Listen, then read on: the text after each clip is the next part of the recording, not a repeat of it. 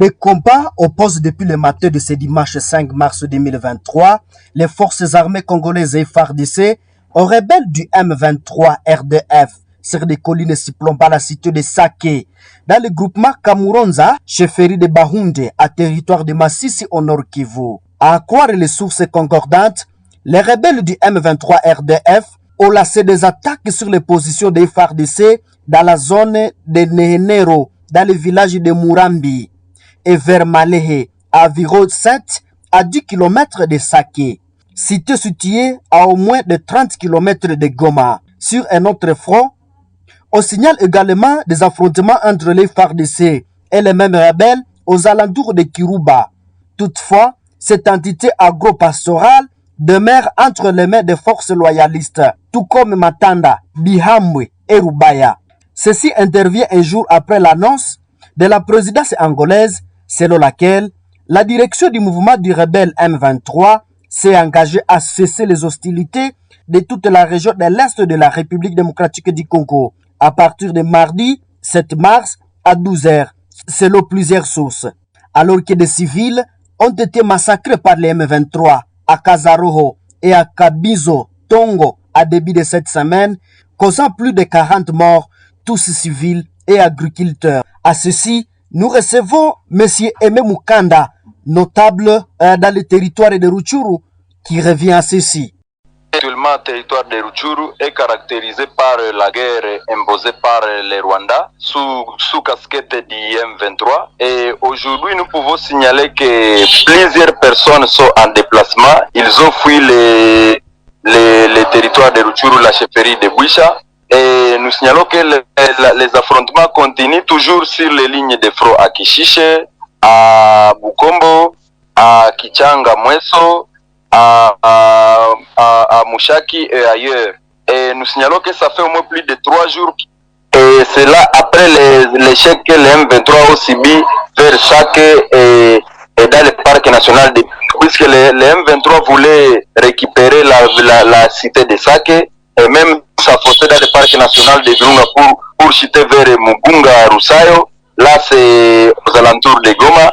Et grâce aux avions de chasse, Sukhoi et hélicoptères de guerre de FARDC, les M23 ont eu peur et ils ont reculé vers Bouiza. C'est là où ils sont, Bouiza, Kiloriwe et ailleurs. Nous apprenons qu'il y a des populations, donc la population qui a été, les habitants qui ont été victimes des massacres. On peut savoir de plus sur ce dossier? Oui. Du 26 février au 2 mars 2023, pour dire il y a quelques jours, les M23 ont massacré plusieurs populations. Nous pouvons compter 40, mais le bilan serait lourd, puisque à Kazaroho, là, ce sont des chats de paisibles populations de Kishiche, de Bambo, de Kabizo qui cultivent Kazaroho. Alors, ces chats qui sont tellement fertiles suite à leur sol volcanique, là, c'est la nourriture qui sort de Kazaroho est vraiment, il y a des récoltes en abondance. Alors, les M23 ont trouvé des populations à Kazaroho. Plus de 40 personnes ont été massacrées et nous signalons que 7 autres personnes à Kabizo ont été portées disparues. Les 40 corps des personnes tuées à Kazaroho, les M23 même refusent que les gens enterrent les leurs. Même faire le deuil à la maison, non. Pour dire, les gens sont morts et on n'est pas autorisé à faire on n'est pas autorisé à faire même le deuil à la maison. Plusieurs femmes ont été victimes de violences sexuelles toujours dans la zone, dans le groupement de Bambo et Tongo. Plusieurs enfants mineurs ont été victimes de violences sexuelles. Plusieurs personnes, au moins depuis novembre de l'année passée 2022, plus de 1000 personnes ont été massacrées, pour dire tuées par. Plusieurs personnes ont été assassinées dans cette zone après après le massacre de Kishiche, on peut compter des milliers de morts qui sont tombés sur les champs. Et jusqu'à présent, la Cour pénale internationale, à commencer par le massacre de Kishiche, ne veut pas même instruire le dossier à la Cour pénale internationale. Pour dire, nous appelons les organisations, les avocats de la République, nous appelons les organisations qui œuvrent dans la défense des droits humains, de pouvoir s'enquérir que les dossiers du massacre de Kishiche, massacre de Kazaro, massacre de Rugari, massacre de Kabindi soient instruits dans à la Cour pénale internationale. Ah, donc, monsieur Aimé Mukanda, on peut savoir si Kazaro, la localité de Kazaro, là où les M23 ont massacré la population, donc cette localité est sous contrôle du terroriste du M23. Oui. Kazaro est situé à 15 km à l'est de Kishiche, dans les groupements de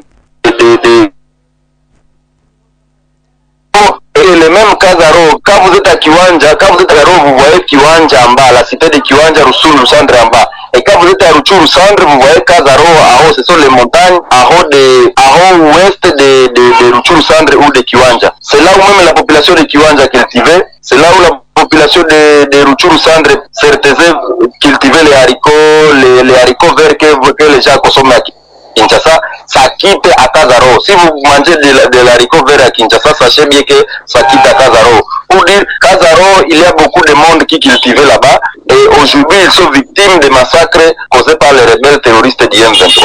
Donc, c'est après l'échec du M23 qu'ils sont déchargés contre les civils. Ça, c'est le deuxième massacre de Kazaro. L'autre a eu lieu vers en décembre, toujours à Kazaro, où les maisons étaient incendiées, d'autres personnes sont mortes là-bas. Ça, c'est le deuxième. On a seulement massacré les gens. Il n'y avait pas d'affrontement, il n'y a pas eu quoi que ce soit.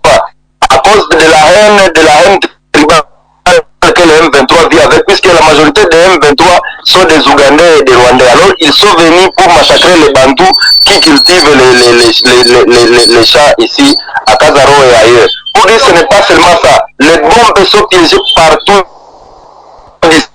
qui explosent. Tout ça sont des massacres. Les gens sont massacrés, les gens sont violés, les gens sont tués par balles réelles. D'autres sont incendiés dans leur maison. Pour dire, ce que Kagame fait, vraiment, c'est le terrorisme qu'il fait. Aujourd'hui, sur les lignes de front, il est visible, les Rwandais sont visibles, les Ougandais sont visibles, l'IPDF et le RDF sont visibles sur les lignes de front à Mweso, puisque la cité de Mweso a été récupérée ici le lundi, et ce sont l'armée rwandaise et ougandaise mélangées qui ont récupéré cette zone. À Kazaro, ce massacre, nous ne pouvons pas dire que ce sont les RDF, mais l'IPDF aussi est visible, c'est ici, malgré que ça faisait au moins quelques temps qu'ils étaient partis chez eux, mais ils sont encore repérés. Oui, alors, que fait la force régionale? Non, il ne faut pas même nous demander cette force-là. Cette force, nous la considérons comme une épouvantail qui est venue nous distraire. La force régionale donne passage au M23, puisque aujourd'hui, ils sont visibles à connivence, ce sont des amis de longue date qui se connaissent très bien. Et nous pouvons signaler que la population congolaise n'a pas confiance à cette régionale, qui n'a qu'à quitter le sol congolais, même immédiat. Puisque depuis qu'ils sont venus, ils sont budgétivores, mais ils ne font rien. Ils n'ont jamais attaqué. Ils sont venus comme des intermédiaires. Ils veulent faire la médiation. Non. Une personne qui est venue état armé chez nous, nous voulons lui voir sur la ligne de front, mais pas dans des hôtels de luxe, dans des boîtes de nuit, dans des maisons de cabaret. C'est ce qu'il faut. Ils sont visibles même à Goma, dans des maisons de prostituées. Ce sont des immoraux. Pour dire, ils doivent rentrer chez eux. Nous ne voulons plus d'eux. Nous voulons la SADC qui a souvent intervenu aux côtés congolais comme pays ami. Mais les East Africa Community, ce sont les collaborateurs de M23, les collaborateurs des Rwandais, des RDF et depuis UPDF. Ils ne peuvent pas s'attaquer puisqu'ils se connaissent très bien. Oui. M. Mukanda, avez-vous un message à particulier au gouvernement congolais, surtout aux militaires et FARDC, donc des vrais patriotes qui sont sur le champ de bataille? Oui, oui, oui. Message d'abord aux militaires et FARDC, c'est un message d'encouragement. La levée de l'embargo a été pour nous un soulagement. Je pense que le ministère de la Défense va faire de tout son moyen possible pour agrandir son budget et le proposer au gouvernement, au Parlement congolais pour qu'on puisse voter même un budget de 2 millions et on puisse acheter des armes, des munitions et autres choses et équiper les militaires et FARDC puisque les conditions de nos militaires même en France sont déplorables, les rations, les l'air, il fallait booster le budget de nos militaires. De deux, il fallait améliorer leur vie. Leur vie, c'est quoi? C'est quoi?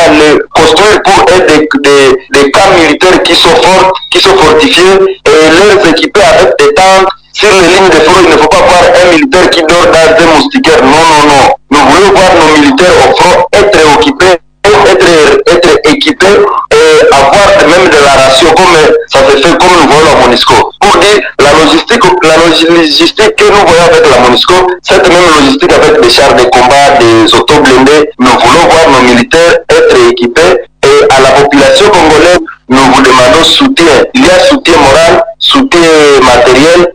C'est ce que nous demandons. Si vous n'avez pas de soutien matériel, même soutien moral à soutenir les FARDC, pas avec des messages qui choquent, mais des messages qui réconfortent.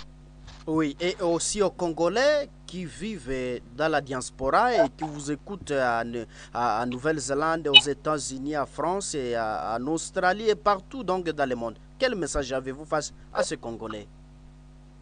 Comme nous condamnons Paul Kagame, l'assassin de cette génération, ces mêmes Congolais devraient nous accompagner à condamner et à montrer clairement que c'est Kagame qui est la source de l'insécurité à l'est de la RDC, source de l'insécurité dans la région. Il devrait crier haut, tout le monde doit crier haut partout où il est, à dénoncer que c'est Paul Kagame qui est l'insécurité à l'est, c'est Paul Kagame qui est génocidaire à l'est. Tout le monde partout où il est, nous devons crier d'une même voix comme le président Félix le fait aujourd'hui. Nous devons accompagner les chefs de l'État à dénoncer à la communauté internationale les mafias qui se font ici chez nous, à dénoncer les criminels Paul Kagame qui est là chez lui à Kigali, mais qui veulent chez nous, qui veulent tuer, massacrer, violer nos femmes et qui s'enivrent de nos sangs. Aimé Mukanda Mboussa, je rappelle que vous êtes notable dans le Rutshuru et membre de la société civile du territoire. En tout cas, la chaîne Léon Joléo vous dit merci d'avoir accepté volontairement notre invitation téléphonique. Merci beaucoup. Merci.